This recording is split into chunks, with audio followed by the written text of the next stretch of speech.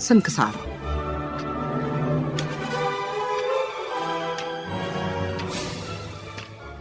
በየጊዜው በየወቅቱ በየሥርዓት በየቤቱ ታሪክ አለ፣ ባህል አለ፣ እምነት አለ፣ ሕይወት አለ። ነውንም ነበረንም ለማወቅ በስንክሳር ኅብር ያላቸው ዶክመንተሪ ዝግጅቶች ይቀርባሉ። ስንክሳር ዘወትር እሁድ ከ6 እስከ 7 ሰዓት በእናንተ ሬዲዮ በሸገር ኤፍኤም 102.1 ስንክሳር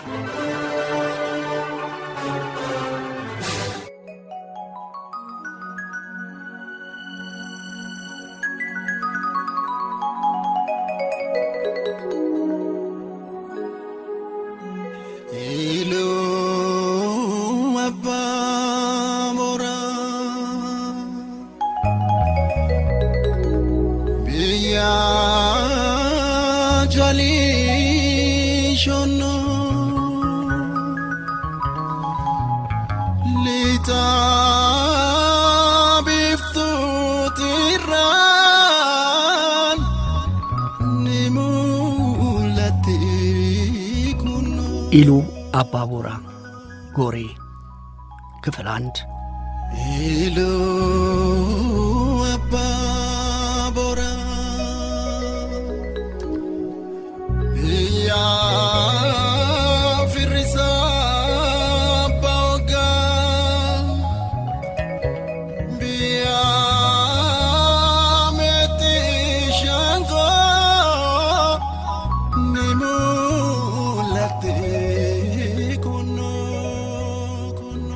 ከተማዋ ኢንፋክት ከራስ ተሰማ በፊትም እንደ መንደር ነበረች። ጎሬ ከተማ የተቆረቆረችበት እንደሚባለው 1850 ውስጥ ነው እና የንግድ ጉዳይ ነው። ከጅማ ጋር ከነቀምት ጋር ያለው ንግድ እየተስፋፋ ሲሆን በእነ ኩምሳ ሞረዳ ዘመን ነው እንግዲህ እሱ የነቀምት ነው። እዚህም ይቺ መንደር መታወቅ ጀመረች እና ከከፋ ዳንዲ ይባላል እንግዲህ አውራ መንገድ የለም። ሰዎች ራሳቸው እያበጁት የሚመጡት እስከ ጎሬ ድረስ ይመጣሉ። ከዛ መጥቶ ከዛ ወደ ነቀምት ይሄዳል ወይም ወደ ጅማ ሄዳል። ወደ አዲስ አበባ የሚመጣው ጅማ ሄዳል እና ብዙ የሚሸጠው ዝባድ ሰም ነው። በብዛት ይሸጣል፣ ተጠራቅሞ ይሸጣል እና በዛ ነው።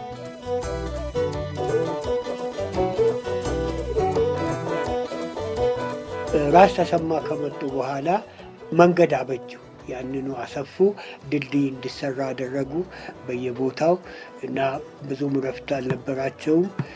ጎሬ ከተማ እሳቸው ናቸው እንግዲህ አሁን መጥቶ ቮሊዩሟን የጨሞ እሳቸው እዛ ሲሰፍሩ አሁን ከተመሳውም እየበዛ መጣ ቀስ እያለ እና ከዛ በኋላ እየሰፋች ሄደች።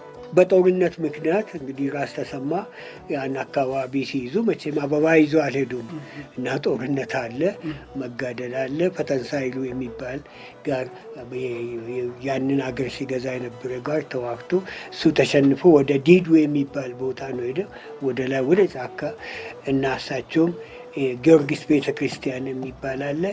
እዛ ሆኖ ወደ ላይ እስከ 60 ኪሎ ሜትር ይታያል ከጎሬ ላይ ሆኖ እና ሰውየውን ከሩቅ ለመጠባበቅ እዛ ቦታ ያዙ። ጀነራሎቻቸውን ዋናው የጦር መሪያቸው ፊታውራሪ ብራቱ ጎሌ ይባላል፣ የራስ ተሰማ ጦር መሪ። እሱን ወደ ታች አርዶ አንድ ተራ ላይ ያስቀመጡ። ሌላ ፊታውራሪ ዳርግ የሚባል ወደዛ ራቅ አድርጎ አስቀመጡ። ከዛ በኋላ ፊታውራሪ ግዛው የሚባለውን ራቅ አድርጎ አስቀመጡ። እንግዲህ ምንድነው ቫንጋርድ እንዲሆኑ ሰውየው። ግን ኋላ ሽማግሌዎች ሲላክ እሱም ምንም አላለም። በቃ ገባለሁ አለ። ምረት ጠየቀ፣ ገባ። ከሳቸው ጋር እስከ ነጭ አባይ ሁሉ ሄዷል። አገሩን ስለሚያውቅ በበቅሎ ሆኖ ከሳቸው ጋር ሆኖ ሄዷል። ከዛ በኋላ ተመልሶ በሮ የምትባል ቦታ 5 ኪሎ ሜትር ከጎሬ እዛ እንዲኖር ተደረገ እና በመጨረሻ ሲሞት ሁሉ በስነ ስርዓት ነው የተቀበረው። በዛን ጊዜ እሳቸው በየቦታው መንገድ እንዲወጣ ሲባል በቃ አሁን ሰው የመቀራረቡ ሁኔታ እየሰፋ መጣ፣ ወደ ከተማነት መጣ። ይሄ ጉሬ አካባቢ ጉሬ ራሱ ሰው ሲበዛ የሸሸውም ህዝብ ተመልሶ መጥቶ ሰፈረ። በቃ ዶክተር መኮንን ድንቁ የታሪክ ምሁር፣ የመቱ ዩኒቨርሲቲ ፕሬዝዳንት የነበሩና የአካባቢው ተወላጅ እንዲሁም በሳምቤ ጦርነት ላይ ጥናትና ምርምር ያደረጉ ናቸው።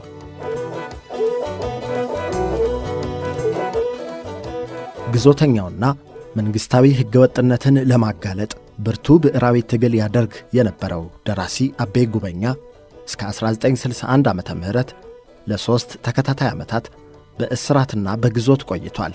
በ1969 ዓመተ ምህረት በጻፈው ጽሑፍ በታሰረባቸው 3 ዓመታት በበሽታ በረሃብና በግዞት መማቀቁን አስፍሯል። ሞቻ ከተማ የግዞት ዘመኑን የገፋበት ኮረብታማ ቦታ ላይ ነበር። የመጀመሪያ ልጁን ሚካኤል አቤን ያፈራው በዚህ የግዞት ወቅት ነበር። የግዞት ሕይወቱን መራራነት በሚከተለው ቅኔ ጠቁሟል። መቱንም አላየሁ፣ ጎሬንም አላየሁ፣ እናንት ዘመዶቼ አልሞትኩም ሞቻለሁ።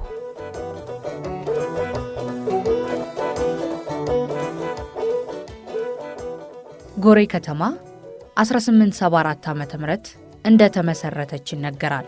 አንድ ክፍለ ዘመን ከግማሽ የሚጠጋ ዕድሜ ይዛለች ማለት ይቻላል። በኢትዮጵያ ታሪክ ብዙ ታሪካዊ ክስተቶችን አስተናግዳለች። በ1928 ዓ.ም ጣሊያን ኢትዮጵያን ስትወር ራስ ቢትወደድ ወልደ ጻድቅ አጼ ኃይለ ሥላሴን በመተካት እንዲያስተዳድሩ የሀገሪቱ ፓርላማ ውሳኔ አስተላለፈ። ከመጋቢት 7 1928 ዓ.ም ጀምሮ ለ7 ወራት ጎሬ የኢትዮጵያ ዋና ከተማ ሆናለች። በሌላ በኩል ለአንድ ቀን ብቻ ነው የሚሉም አሉ። የራስ ናዳውን ቤተ መንግሥት ጨምሮ የተለያዩ ታሪካዊ ቦታዎች በከተማዋ ይገኛሉ።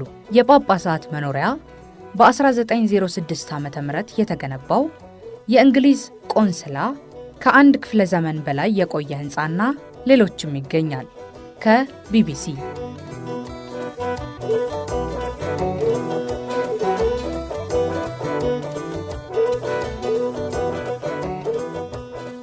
ሐምሌ 9 ቀን 1927 ዓመተ ምህረት የግሪክ ዜጎች የሆኑት ቲዜዎስና ዶዳናሊስ ከተማዋን ከጋምቤላ ጋር ለማገናኘት የሚያስችል የ180 ኪሎ ሜትር ርቀት ያለው መንገድ ለመስራት ውል ወስደው ነበር።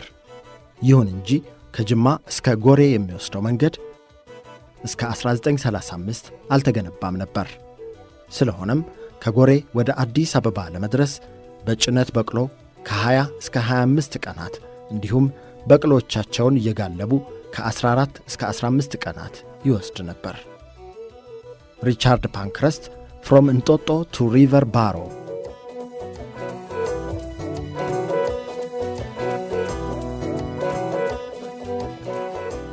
አራት ሲኒማ ቤት፣ ከዛ ደግሞ ባንክ፣ ወደ 23 የሚጠጉ ቅርሶች በአድማ ቅርስ መዝግቦ የያዛቸዋሉ። ጂፕ መኪና፣ በጣም ማለት ውድ የሚባሉ መኪኖች የሚነዱት ጎሬ ነበሩ። ከዛ ደግሞ እርሻ፣ አሁን ሻይ ጉመሮ ለመጀመሪያ ጊዜ ኢትዮጵያ ውስጥ የገባው ማጂድ በሚባለው ቅድም ሲሉት ነበር። እሱ ነው ያስገባውና እንደ ኢትዮጵያ ለመጀመሪያ ጊዜ ሻይ ተክል እዛ ነው የተጀመረውና በብዙ ነገር ኢሉ አባቦራ ቀደምት ቀርማ ሂዳ ከዛ በኋላ ወደ ኋላ ፈትጋ መጨረሻ ላይ ቁጭ አለች። ደጀኔ እሸቱ ጋዜጠኛና የአካባቢው ነዋሪ።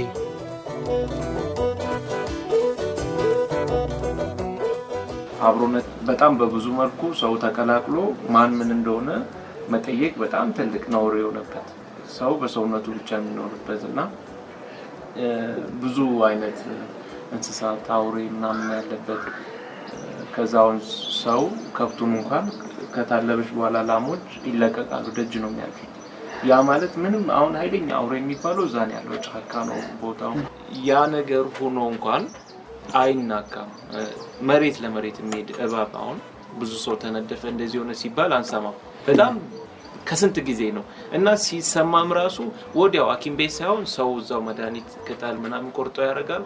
ከዛ በቃ ያልፋል ነገሩና ኢሉ አባቦራ ሲነሳ በቃ ትክክለኛ የአብሮነት መቻቻል ከዛ ደግሞ ገርነቴ ዝም ብሎ የዋነት ምንም እንትን ማይልበት አይነት ሳይሆን ማለት ሰው መውደድ የዋነት ዝም ብሎ በባዶነት ሳይሆን ሰው ወዶ ለሰው መኖርን የሚያሳይ ከዛም ደግሞ የሀገሪቷ የኢኮኖሚ ሴንተር ነበር ከደቡብ ሱዳን እስከ ካይሮ ድረስ ቁርኝት የነበረው ከዛም ደግሞ በቡና በማር በተለያዩ ዝባድ እነዚህ ነገሮች ለሴንትራል ገቨርንመንቱ የጀርባ አጥንት ሆኖ ሲያገለግሉ የነበሩ ከዛም ደግሞ ህዝቡ እንደ ሀገርም ደግሞ ነገሮች ጦርነቶች ግጭቶች የሀገርን ህልውና የሚፈታተኑ ጉዳዮች ሲመጡ አንዱ ነው ሂዶ ተፋልሞ የማሸነፍ ስነ ልቦና ከዛም ደግሞ እንደ ሀገር ደግሞ ሽፍታ ተብሎ አሁን በፊት የሚነገሩ በጣም ኃይለኛ የሚባሉ ሰዎች እዛ አካባቢ ሲኖሩ እና ከዛ አካባቢ የተነሱ እንሰማለን እና እንደዛ አይነት ህዝብ ነው ማለት በአንድ ቃል ልትገልጸው አይችልም የዋ ነው ባደገኝነቱም ትገልጸዋለህ በአብሮነቱም ትገልጸዋለህና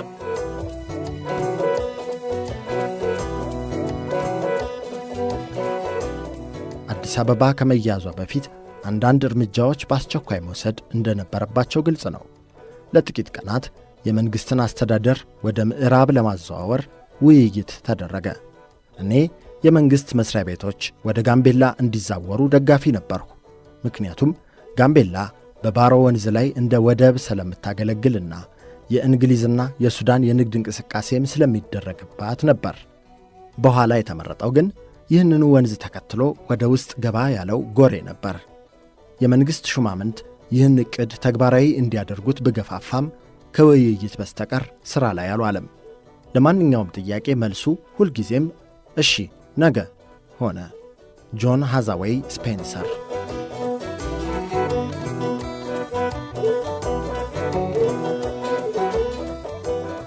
ጎሬ በደቡብ ምዕራብ ኢትዮጵያ የምትገኝ ከተማ ናት።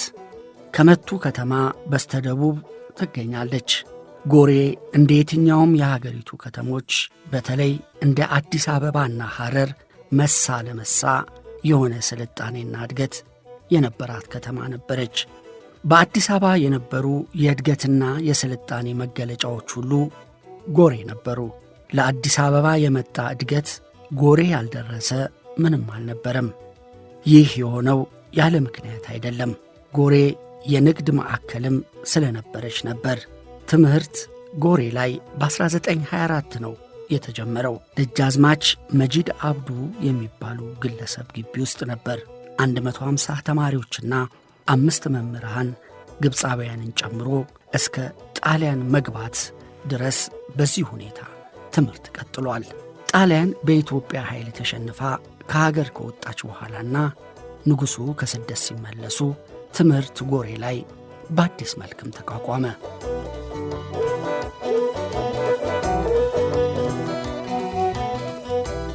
ዘመናዊ ትምህርት ቤት በጣም ጥሩ ነው። ይሄ ከ1 እስከ 12 ያለው ልዩ ክፍሉ ነው የሚለው እንግዲህ ዘመናዊ ነው። ፕላስ ደግሞ ደስክ ይባላል። መቀመጫው ከዚህ ከሸዋ የሄደኑ ጥድ ነው። ብደበድብ የእኛን ጉልበት የሚችል ነው። እየወጣን እንራገጣለን። ምንም አይበላሽ። አሁንም አለ። ከጣሊያን ከወጣ በኋላ አበሾች ናቸው እና ብዙውን ጊዜ ቄሶች ናቸው። ትንሽ ቤተ መንግስትና ቤተ ክህነት በሀሳብ አይስማሙ። ቤተ ክህነት ዘመናዊ ትምህርት ትንሽ አይቀበሉም እና ስለዚህ ሲያስቸግሩ ጊዜ ንጉሱ 8 የሚሆነውን ጥሩ ቄሶች እዛው ትምህርት ቤት እንዲመደቡ አደረጉ። እንግዲህ ምን ንጉሱ ሳይሆን ሌንጮ ጀታ የሚባል ነው ያስገባው። በጣም ታዋቂ ሰው ነው። እነዚህ ዲሲፕሊን ናቸው። ቄሱ በትክክል ዲሲፕሊን ናቸው። እኚህ አባ ጸጋ ያልኩት በዲሲፕሊን በቁም ነገር ከንጉሠ ነገሥቱ ቀሚስ የለበሱ ናቸው የሚባለው እንግዲህ ምንድነው ሽልማት ኤግዛክትሊ የወሰዱ ናቸው እና ራሳቸውን ያከብራሉ። ሌሎቹም ደስታ ወልደ ማርያም የሚባሉ ትልቅ የታወቁ ሰው ናቸው። ኢቭን ጣሊያን እንኳ ሲመጣ አርበኞች እንዳይገሉ ቤተ ክርስቲያን ውስጥ እየደበቁና ኋላ በስነ ስርዓት እንዲያዙ ያደረጉ ናቸው እና የታወቁ በቃ የግብረ ገብ መምህራን ናቸው እና አማርኛ ይችላሉ፣ ኦሮምኛ ይችላሉ። በአማርኛ ይገልጻሉ፣ በኦሮምኛ ይገልጻሉ እና ትምህርታቸው ይስባል።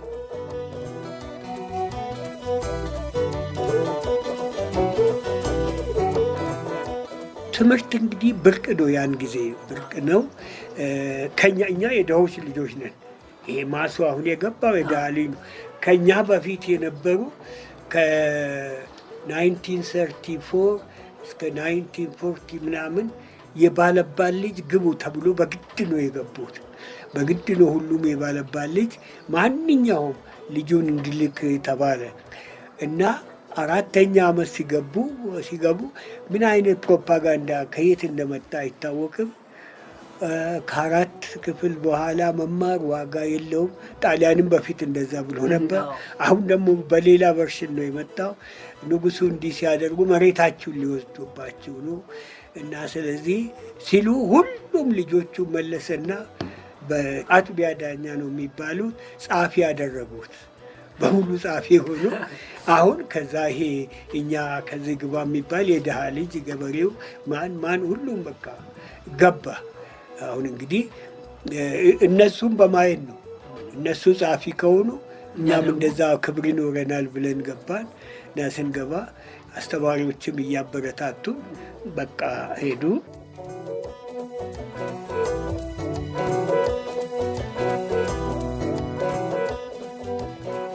የማንኛውም ከተማ እድገት የሚመሰረተው ከተማዋ በውስጧ በያዘችው የተፈጥሮ ሀብት አቀማመጥና የኢኮኖሚ ስትራቴጂካዊነት እና ሌሎችም ቁልፍ ምክንያቶች ሲኖሩት ነው።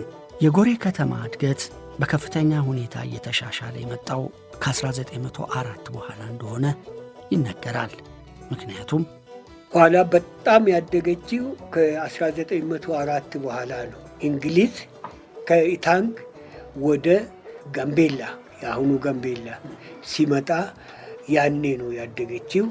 አሁን የመለስተኛ መርከብ እቃ ጭኖ ከካርቱም ይመጣል እና በዝናቡ ጊዜ እና ያራግባል። በጋው ወደ ላይ ይጫናል እቃ እና ይሄ ከጋምቤላ ከተማ እስከ ቦንጋ የምትባላለች።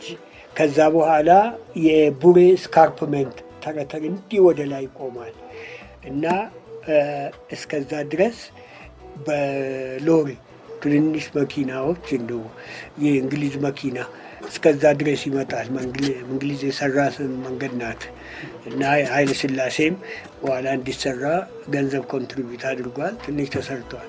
ከቦንጋ በኋላ ቀጥ ያለ ወደ ላይ ይወጣል ወደ ቡሬ። ቡሬ ማለት እዛ ላይ ነው እንግዲህ እና ከዛ ትንሽ ከተማ አለች፣ እዛ ይጠራቀማል። አሁን ባቱ የሚባሉ አሉ።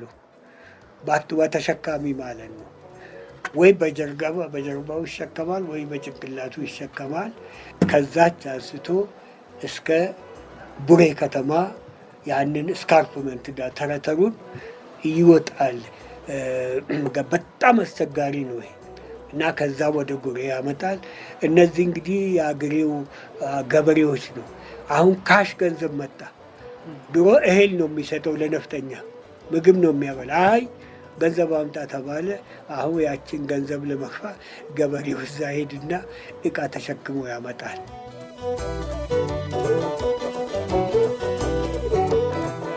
ከዚህ በኋላ ነው እንግሊዞች ወደ ጎሬ ጎራ ማለት የጀመሩት። እናም ጎሬን ከእግር እስከ ራሷ አዩት። ከዚያም ጎሬ ላይ የእንግሊዝን ቆንስላ አቆሙ። ከጣሊያን ወረራ በፊት የተለያዩ ሸቀጦች፣ አቡጀዲ፣ አረቄ፣ ብርሌ፣ ሳህን የመሳሰለው ከውጭ ይመጣል። ከጎሬ፣ ከከፋ፣ ከመቱና ከአካባቢው የሚወጣው ቡና፣ ሰምና ሌሎችም ወደ ጋምቤላ ይጫናሉ። ይህ የንግድ መስመርና ግንኙነት ለጎሬ እድገት ዋነኛ መሠረት እንደሆነ ጥናቶች ያረጋግጣሉ።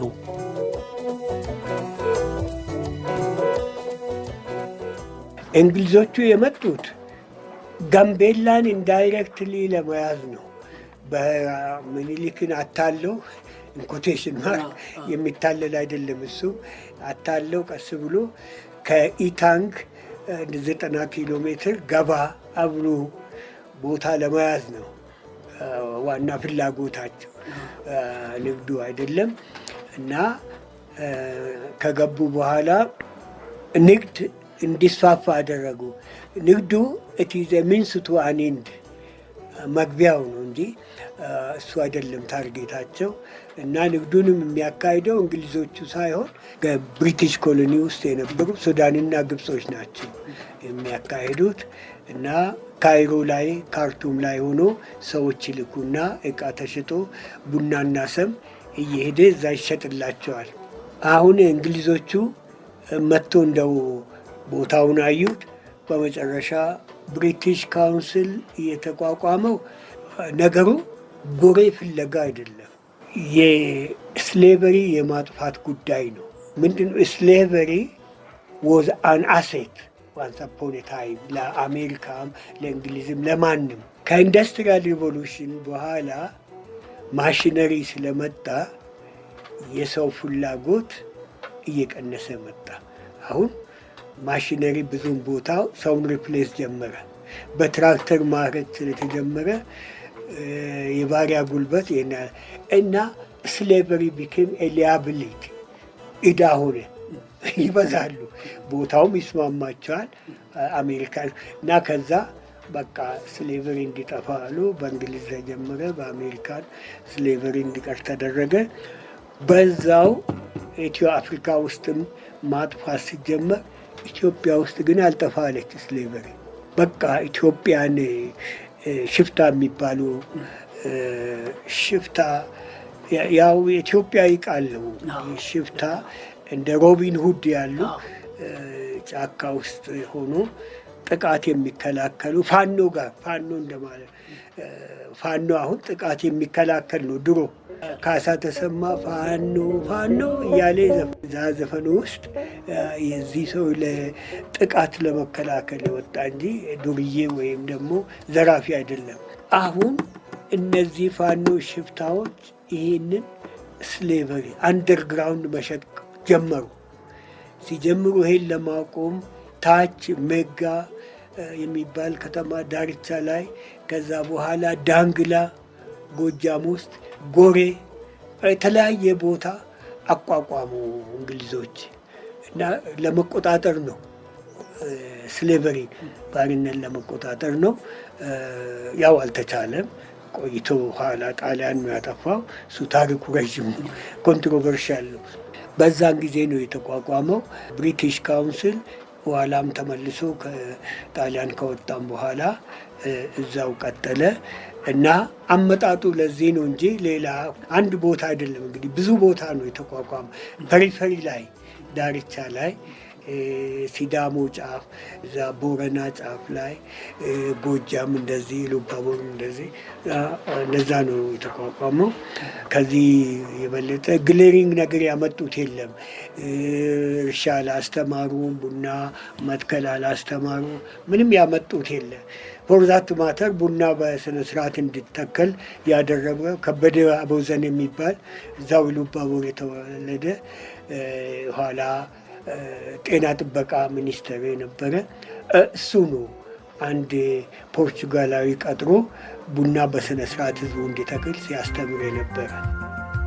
እንግሊዞች ከዚህም በዘለለ ውስጥ ውስጡን የስለላ ሥራ ያካሂዱ እንደነበር፣ በተለይ የአባይ ጉዳይ፣ የባህሩ ጉዳይና አባይ ላይ ስለሚሠራው ግድብ ሁሉ ቀጥተኛ ባልሆነ መንገድ ይሰልሉ እንደነበር ጥናቶች ይገልጻሉ።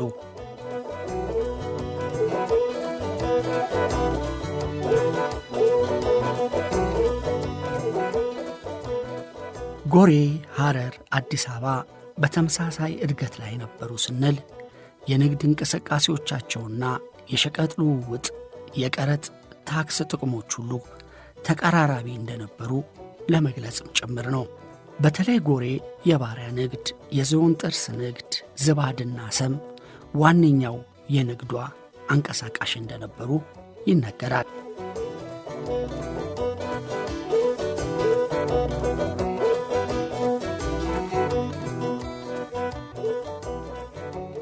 በፊት ይሄንን ሁሉ ሞኖፖላይዝ ያደረገው ንጉሥ ተክለ ሃይማኖት ለአፄ ዮሐንስ ተላላኪ የነበረው የእሱ ሰዎች ናቸው።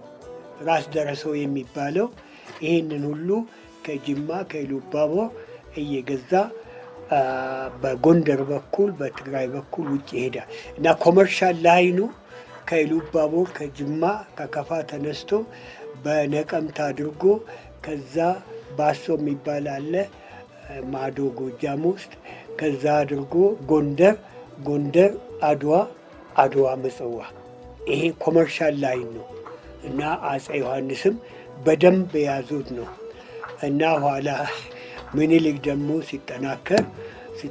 ሲጠናከር እሱም ለመያዝ ጀመረ። እንግዲህ ምኒልክም እልህ ውስጥ ያስገቡት ራሳቸው አፄ ዮሐንስ ናቸው እና ግብር ገብር ሲሉ 50 ሺህ ይጠይቃሉ፣ 40 ሺህ ይጠይቃሉ። ምኒልክ ቢሰጥም ምንም ሳትስፋይድ አይሆኑ። አንዴ 100 ፈረስ ይልካል፣ 300 ሴቶች ሰራተኛ የሸዋ ሰው ይልካል፣ 400 ገረዊና ቅቤ ይልካል፣ ሙክት ይልካል፣ መሴና ይልካል። ምንም አምጣን።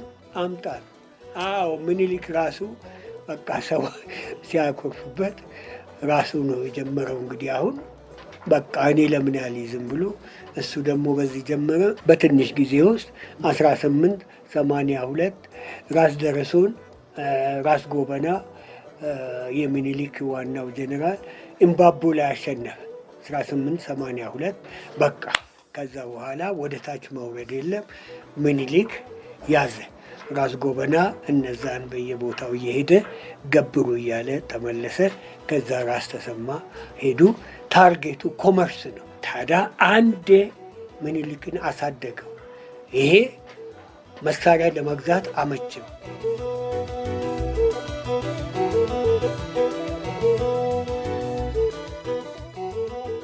የንግድ መስመሩ ከኢሉ አባቦራ ጀምሮ በገተሜ በኩል በነቀምት አድርጎ ወደ ቱሉ ቦሎ ይዘልቃል።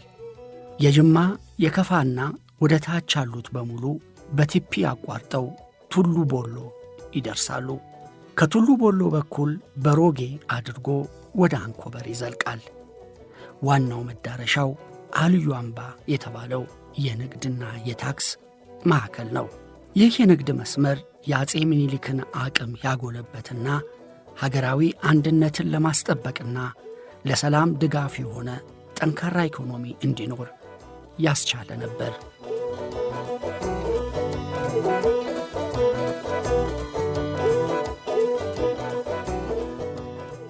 አሁን ማንን ለመቋቋም ነው? አፄ ዮሐንስን ለመቋቋም እና እሱ ኢነር ፊሊንጉ አፄ ዮሐንስን ለመቋቋም ነው። ጣሊያንን ደግሞ እንዲስፋፋ እሱ ከተስፋፋ በኋላ የተስፋፋበትን ለመያዝ ይፈልጋሉ። ገብቷል ሀሳብ? ሞኝ ነው ምንም አያውቅም ብሎ መሳሪያ ይሰጡት።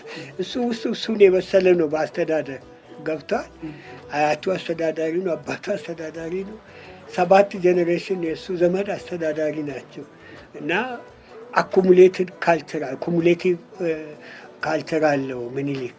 ከኢጣሊያንም ይወስዳል። ፈረንሳይ ጣሊያን እሱም ይሰጠዋል፣ ጀርመንም ይሰጠዋል። ንግድ ለማስፋፋት ነው። ራሱ ጣሊያን ነው እስከ ነጭ አባይ ዋይት ናይል እንዲስፋፋ ካርታውን ሁሉ የሰሩለት ምን ያሉት እና ኋላ ሊወስዱን ነው እንግዲህ እነሱ እሱም ፕሮቴክቶሬት አድርገው የሞግዚት አድርገው በመጨረሻ አሁን በደንብ ይዟል። 81,000 ጠመንጃ አለው ተመልከት። ዘመናዊ 42 መድፍ አለው ፊልድ ጋን የሚባለው እና ሳውቁ ውስጡን እሱ ለዮሐንስ ነው። ለዮሐንስ ሳይመጣ ሄዶ መተማ ላይ በጀግንነት አረፈ። ከዛ በኋላ ነገሰ እና ኢጣሊያንም ያሰበችው አልሆነም። በመጨረሻ ያ የውሸት ትሪቲ የውጫሌ ትሪቲ ሁሉም ቦታ ነው እኮ ኢትዮጵያ ብቻ አይደለም። ዌስት አፍሪካም እንደዚህ የውሸት ሲያጻጽፉ ነበረ። ትሪቲ እሱ ፈረሰ፣ ወደ ጦርነት ሄደ። እንግዲህ ዋናው ምክንያቱ ጣሊያን ኢትዮጵያን ለመያዝ ኤርትራን ይዛለች። ከዛ በኋላ ኢትዮጵያን ለመያዝ እንጂ ኤርትራ ላይ ለመቆም አይደለም። እና ከዛ እንደ አጋጣሚ ያጠናሉ። ዲስኢንፎርሜሽን ሚስኢንፎርሜሽን አሁን እንደምታየው በዛም ጊዜ ነበረ።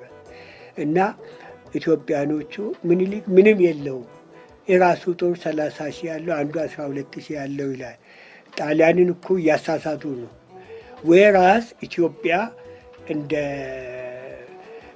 ምን ብዬ ልንገር ተኩላ ጠላት ሲመጣ አንድ ላይ ይሆናሉ፣ ይወጉና ጠላቱን አሸንፎ ያባሩ፣ ሲመለሱ ግን ይናከሳሉ።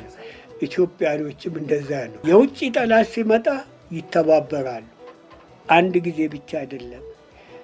ለአጼ ሰርጸ ድንግል ሄዷል ተርክን ለማባረር። እንደገና አጼ ዮሐንስ በሚዋጉበት ጊዜ ጎንደሬው፣ ጎጃሜው፣ ወሎዬው፣ ትግሬው አንድ ላይ ሆኖ ግብፅን 2 ጊዜ የወጉት እና ትልቅ ጦርነት እኮ ሰው ያለበት። ከዛ በኋላ ጉራና ጉንደን ነው ምንድነው መረብ ወንዝ አጠገብ ነው ሁለቱ። እና በመጨረሻ በሳቸው ስህተት ምክንያት ማህዲስቶች ተነሱባቸው። በሁላ ምክንያት እሳቸው የጓጉት ምጽዋን የማግኘት ጉዳይ ነው፣ አክሰስ የማግኘት ጉዳይ ነው። ሆነም ያው ጣሊያን አታለላቸው እና በመጨረሻ ያው ህይወታቸው አለፈ። ያው ሞት አይቀርም፣ ግን ታሪካዊ ሞት ነው የሞቱት። ኢትዮጵያ ሁሉ ይደሰትበታል። ዛሬ የኢትዮጵያ ባውንደሪ እሱ ደም በፈሰሰበት አካባቢ ነው የሚያልፈው።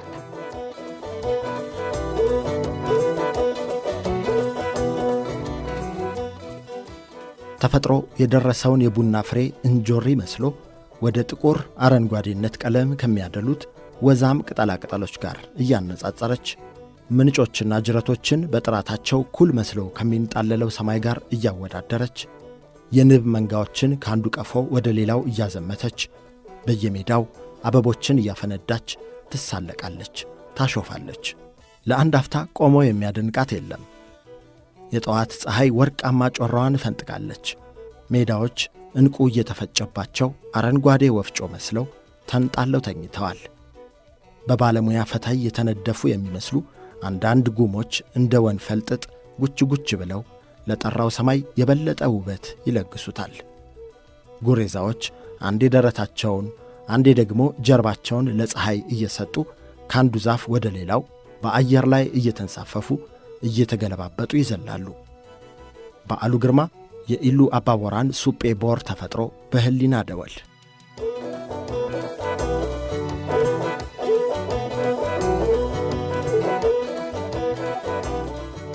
የቀደመችው ኢሉ አባቦራ 4 አውራጃዎች ነበሯት። ጋምቤላ አውራጃ፣ ሞቻ አውራጃ፣ ጉቤ አውራጃና በደሌ አውራጃ ይሰኛሉ። ቶፖግራፊው ሞቻ አሁን ሸካ የሚሰኘው ነው። ሞቻ አልቲቲዩዱ ከፍ ያለና የእህል ሀገር ነው። በተለይ የማር ምርቱ ከፍተኛ ነበር። ከሁሉ የማር ምርቱ ነው። ማር እያንዳንዱ ገበሬ ኮቦ ይባላል። ኮቦ ማለት ራፍሊ በግምት አንድ ጋሻ የሚሆን 40 ሄክታር እንደማለት ነው። እና ዝም ብለህ የኔ ነው ትላለህ። አንተም ለብቻ ትይዛለህ፣ እሱም ለብቻ፣ እኔም እንደዚህ 4 ሰዎች እንሆናለን። አንተ በዛ በመለስ፣ እሱ በዚህ፣ እኔ በዚህ እና እንጠባበቃለን። ቀፎ እንሰቅላለን። ቀፎ የምንሰቅሉ ቀረሮ የሚባል እንጨት አለ። እዛ ላይ ወጥተህ ነው የምትሰሩ። ሌባ እዛ ላይ አወርዳለሁ ካለ ይታያል። ቀረሮ የትም ቦታ ይታያል። እና ንብም ደግሞ ይስባል። እና ገተማ የሚባል እንጨት አለ። ሌላም የተለያዩ ጥሩ ሽታ ያላቸው ሶምቦ የሚባል አብይ የሚባል አሉ። ደን ውስጥ ሽታ አላቸው። እና ንብ ያንን ከዛ ለመቅሰም ከየትም ይመጣል ይገባል። እንግዲህ ቀረሮ ላይ የተሰቀለው እና ብዙ ያመርታሉ። ይሄ ሞቻ የተባለው በዚህ የታወቀ ነው። በማር የታወቀ ነው። በእህል የታወቀ ነው። በእንሰት የታወቀ ነው።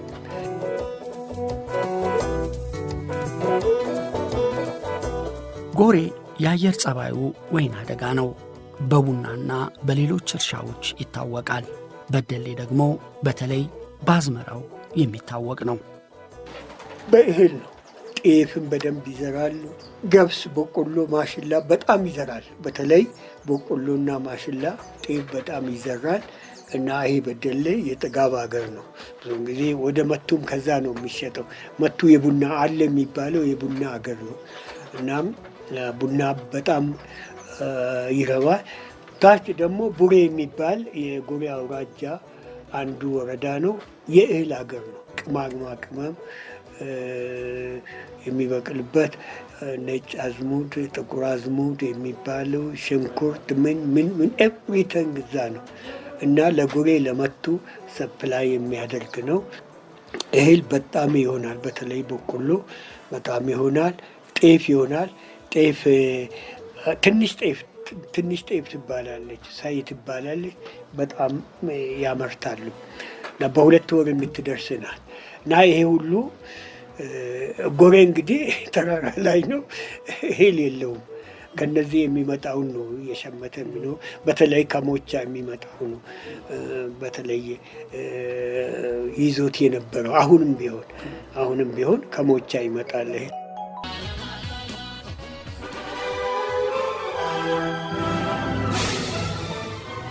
ስንክሳር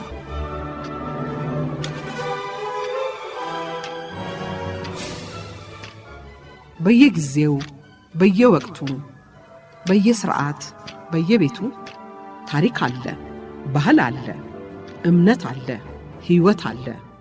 ነውንም ነበርንም ለማወቅ በስንክሳር ህብር ያላቸው ዶኪመንተሪ ዝግጅቶች ይቀርባሉ። ስንክሳር ዘወትር እሁድ ከ6 እስከ 7 ሰዓት በእናንተ ሬዲዮ በሸገር ኤፍኤም 102.1 ስንክሳር